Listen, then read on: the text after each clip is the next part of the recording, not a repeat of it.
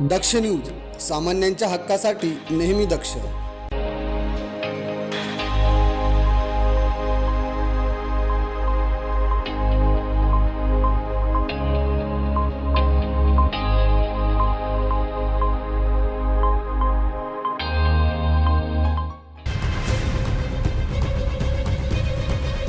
Deolali camp येथील लहवीत रोडवर 2 दिवसांपूर्वी एका युवकावर बिबट्याने हल्ला करत जखमी केलं होतं.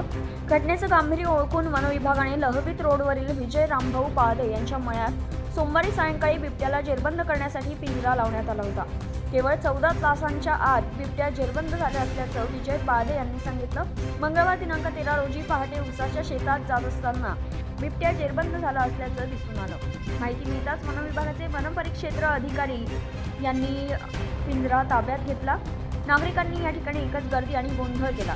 यावेळी 2 दिवसांपूर्वी बिबट्याने हल्ला केलेल्या शान रतन आहेर यांनी आपल्या प्रतिक्रिया व्यक्त केल्या. रामभाऊ पाळदे, लवित रोड बबुरशिवा यांनी हल्ला केला. याच्या तुझं नाव सांगा. शान रतन आहे. हल्ला कधी केला होता? हल्ला कधी केला? शनिवारी 10 तारखेला केला होता. 6:30चा टाइम होता रात्री. पिंजरा कधी लावण्यात आलाय? पिंजरा काल दुपारी लावण्यात आलाय. या भागामध्ये अजून बिबटे आहे का? बछडे आहे का? अजून माझी असा अंदाज आहे, पण एक पिल्लू पण तिच्या माटी मागे. पिल्लू पण आहे. हो. आता वन विभागाने काय याच्या उपाययोजना केल्या पाहिजे? विवेकाने काळजी घेतली पाहिजे बा, असं पब्लिकला नको व्हायला असं. आता लवित पासून भगूर तेवढा रोड आहे ना, त्या रोडला काहीच सिक्युरिटी नाही, लाईट पण नाही. लाईट नाही असं.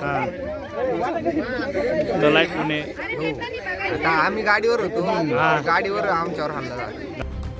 भास्कर साळवे, दक्ष न्यूज, देवळाली कॅम्प.